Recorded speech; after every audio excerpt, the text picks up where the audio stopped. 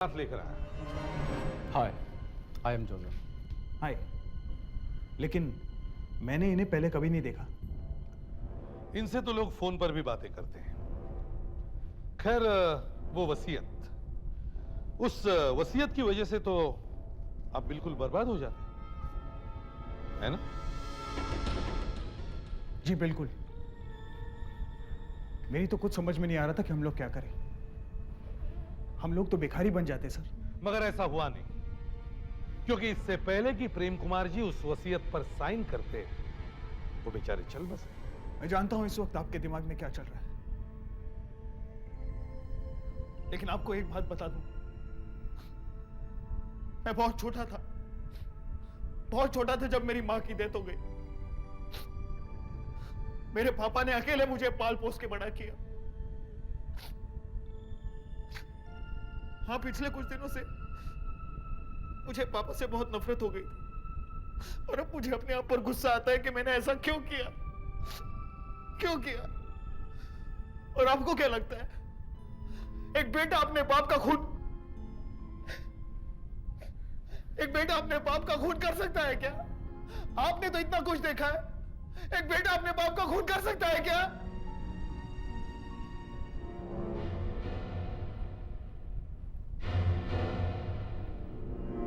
समझ में आया? नहीं सर, ये वो आदमी नहीं है जिसने मुझे फोन पर कमलेश कोठारी की छोटी कहानी सुनाई थी। नहीं?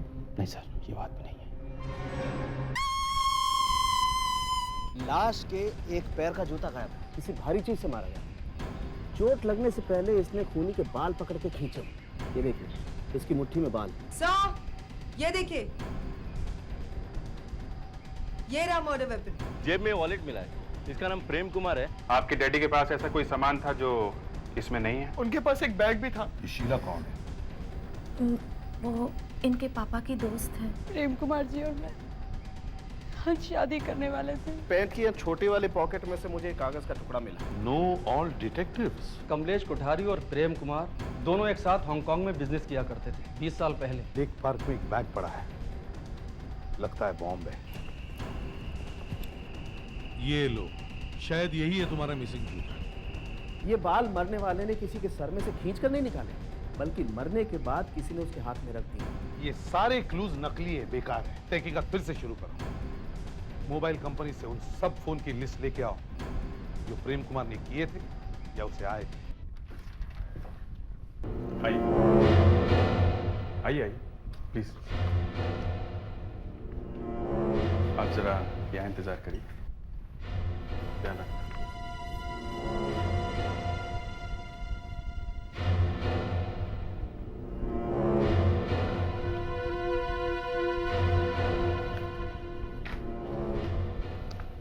सर, मुझे लगता है ये रूबी काफी कुछ जानती है। मैं किसी बहाने से इसे यहाँ ले आया हूँ। उसे प्यार से पूछेंगे तो शायद ही कुछ बता दे। क्या कहा क्या तुमने इससे? मैंने कहा सर कि प्रेम कुमार के मोबाइल फोन के बारे में कुछ पता करना है। तो कुछ पता चला मोबाइल कंपनी से कहाँ से फोन आए थे प्रेम कुमार को? यस सर, ये 7:30 बजे एक अंधेरी की बूथ से आया था सर। 7:30 बजे? और वो 7 बजे घर से बाहर निकला, 7:30 बजे ये फोन आया। इसका मतलब है वो 7:30 बजे तक जिंदा था। सर, ये फोन उस मर्डरर का ही होगा। उसने फोन करके प्रेम कुमार को बुलाया कि चलो बातचीत कर लेते हैं। रास्ते में वो मिला और दोनों गाड़ी में बैठ के पार्क में चले गए। और दोनों ने साथ में बैठकर शराब पी। इसका मतलब है दोनों एक दूसरे को जानते थे। रूबी को मालूम होगा। रूबी को बुलाओ।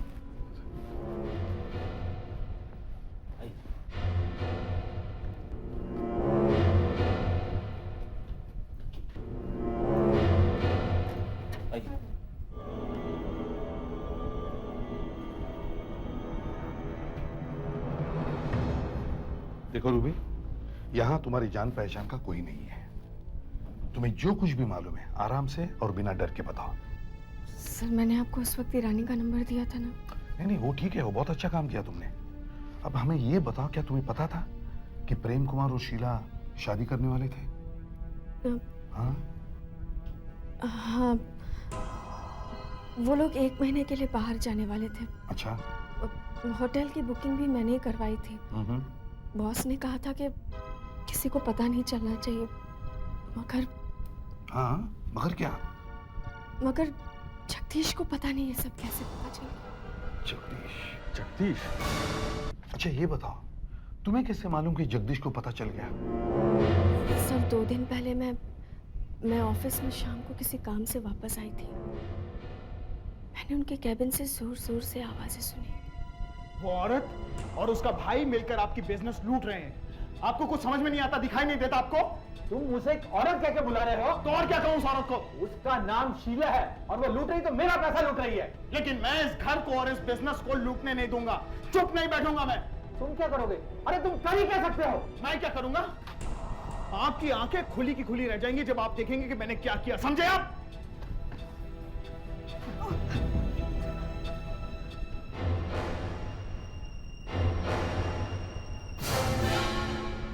अरे रूबी, तुम अभी तक ऑफिस में? अच्छा एक काम करो, एडवोकेट ईरानी का मोबाइल नंबर मिलाओ, वो दिल्ली में ही है। जी।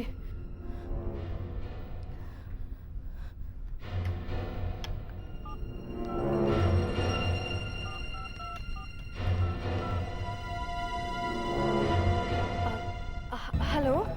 लाओ मुझे दो। ईरानी, तुम अभी एक काम करो, मेरे लिए एक नई वसीयत तैयार करो और सब कुछ शीला के नाम कर दो। अच्छा ठीक है, 80% उसके नाम कर दो। मैं ठीक हूं, मुझे क्या हुआ है? अच्छा तुम वापस कब आ रहे हो? ठीक है।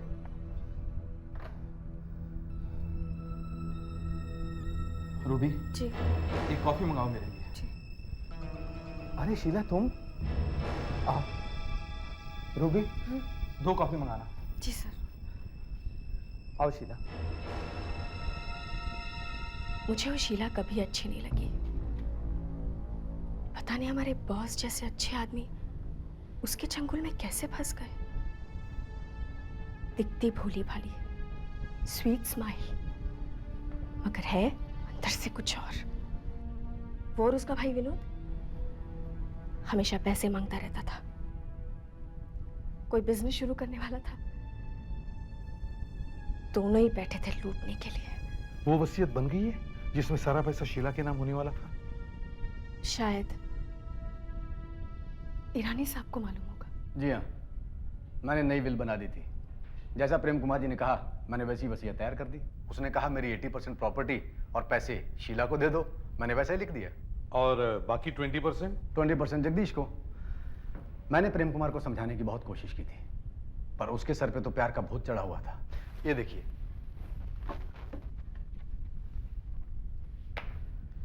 ये देखिए, ये है पुरानी बिल और ये है नई वाली। लेकिन नई वाली में एक चक्कर है। इसमें भी कुछ गड़बड़ है? इसमें ही तो प्रॉब्लम है।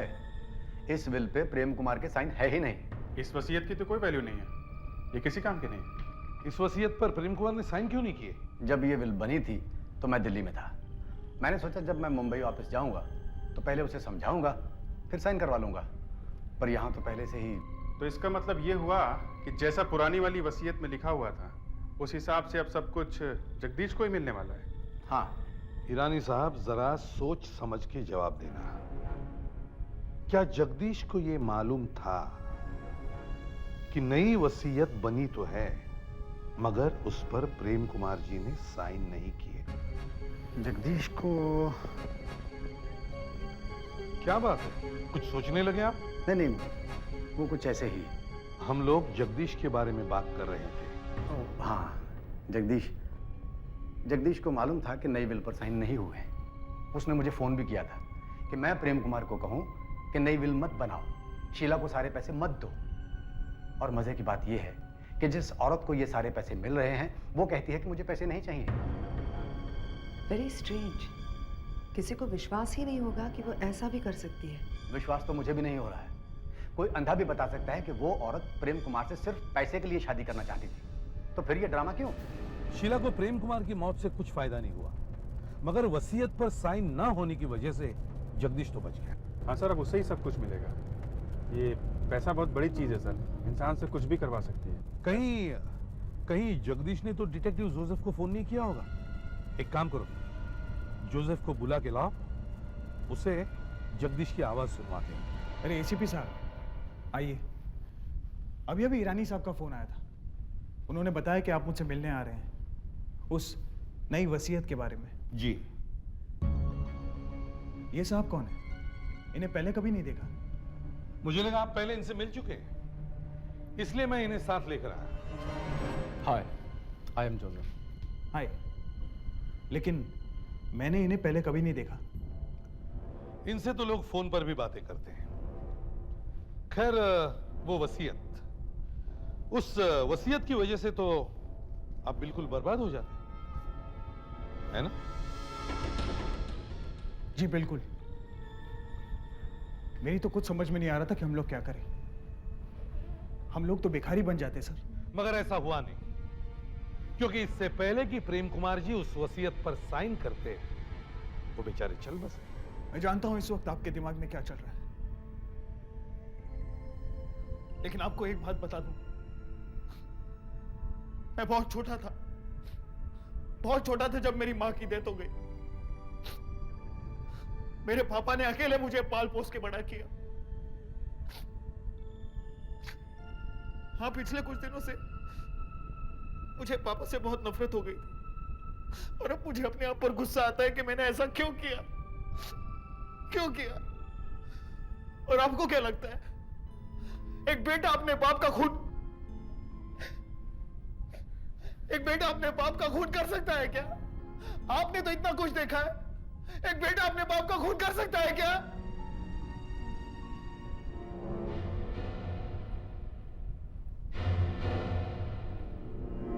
समझ में आया?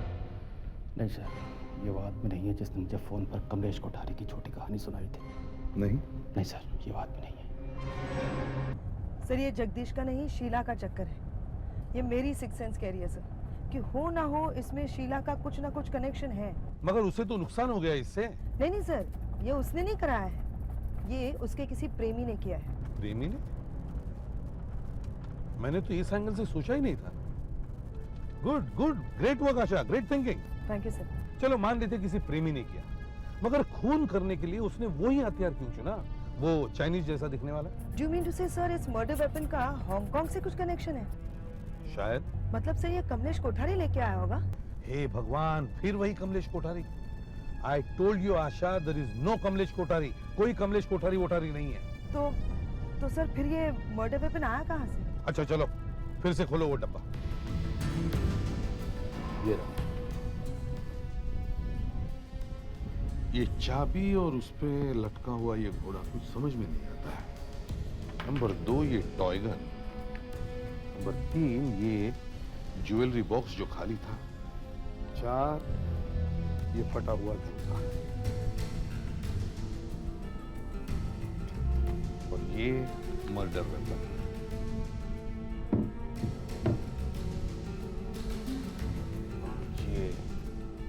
ये बाल जो उसके मुट्ठी में फंसे थे। माय गॉड, क्या हुआ सर? ये देखा तुमने? ये जूता? नहीं, जूता नहीं, ये इस पेपर पे जो लिखा हुआ है वो। Exhibition hall proudly presents first time in Mumbai Chinese handicrafts, all feng shui and decoration items, sale. Durga hall, Vile Parle east, 21 से 27 अप्रैल तक, 8:30 से 8:30 हर रोज। 21 अप्रैल मर्डर कब हुआ? 21 अप्रैल से। 21 अप्रैल। हो सकता है ये मर्डर वेपन इसी एग्जीबिशन में से खरीदा गया। मगर सर ये तो हवा में तीर चलाने जैसी बात हो गई। आशा, तहकीकात का मतलब ही यही है कि हवा में तीर चलाओ।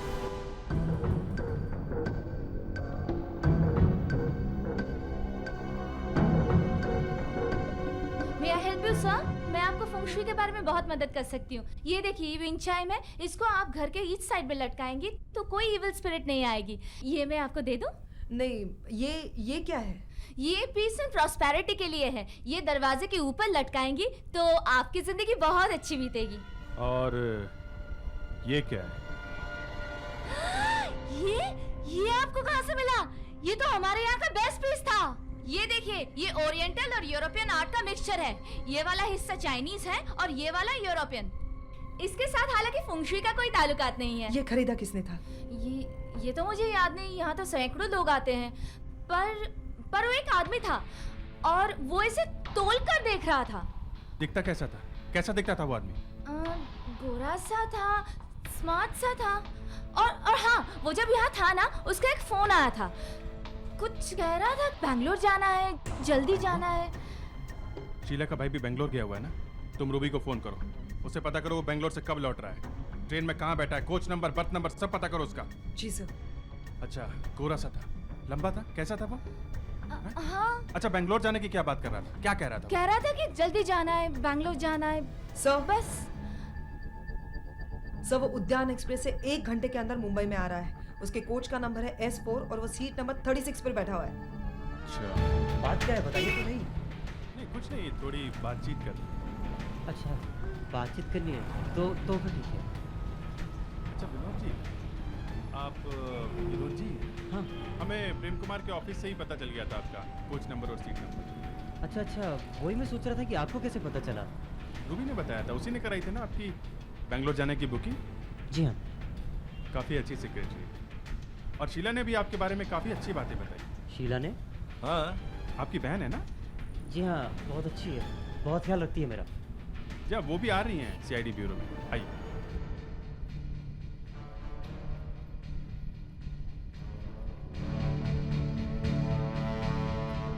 ये क्या किया आप लोगों ने? आप लोगों ने मेरे भाई को ही पकड़ लिया। मैंने आपको बताया ना कि वो बैंगलोर गया हुआ है, और वैसे भी विनोद यहाँ था ही नहीं जब खून हुआ। यही तो मैं भी कह रहा हूँ कि मैं तो यहाँ था ही नहीं। ये कौन है? आपका भाई? ये मेरा भाई नहीं है। ये विनोद नहीं है? नहीं। नहीं, मेरा नाम तो अशोक है। लेकिन जब हमने तुमसे स्टेशन पे पूछा था तुम विनोद हो, शीला के भाई होता, तब तुमने हाँ कहा था ना? हाँ, वो मैं डर गया था इसलिए बोल दिया था। तुम शीला को नहीं जानते? नहीं, मैं किसी शीला विला को नहीं जानता। तुम विनोद की सीट पे क्यों बैठे थे? मुझे क्या मालूम कि वो विनोद की सीट है। तुम विनोद के नाम से ट्रेवल कर रहे थे कि नहीं? ये क्या विनोद विनोद लगा रखा है आपने? मैं किसी विनोद को नहीं जानता, छोड़िए मुझे। उसका टिकट कैसे आया तुम्हारे पास? मुझे नहीं मालूम, मुझे फंसाया जा रहा था कि कोई है। विनोद ने मुझे 10,000 रुपए दिए थे बेंगलोर जाने के लिए, और कहा कि मेरे नाम से बेंगलोर जा, और प्रेम कुमार जी का जो भी काम है वो कर देना, और वापस आके टिकट वगैरह और प्रेम कुमार जी के बिजनेस पेपर मुझे दे देना। विनोद अभी कहाँ है? वो अभी पस्तानी होटल में मेरा इंतजार कर रहा है। अभी? Let's go.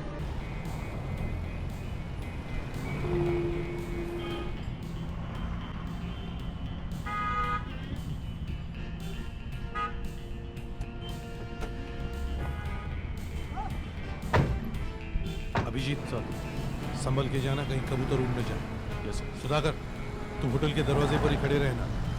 ओके, समझे? जाओ।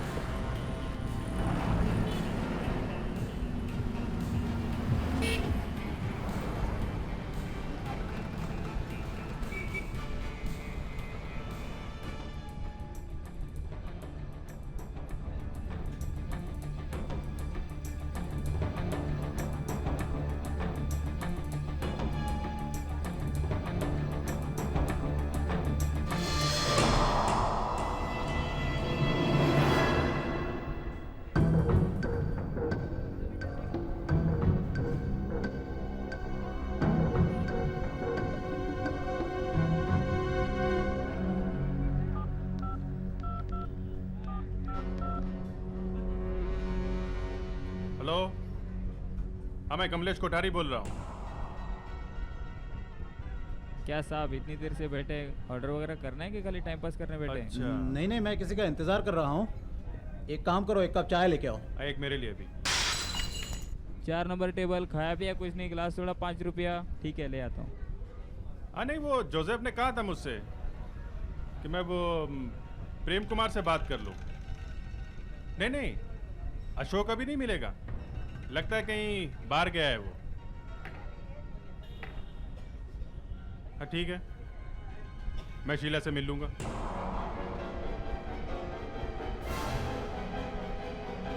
सुधाकर, रुक, भागता कहाँ है? चल अंदर, मुझे चल। भाग रहा है? भाग रहा है? अरे शीला, तुम? विनोद, तुमने ये क्या किया? मैंने क्या किया? ये लोग कौन है?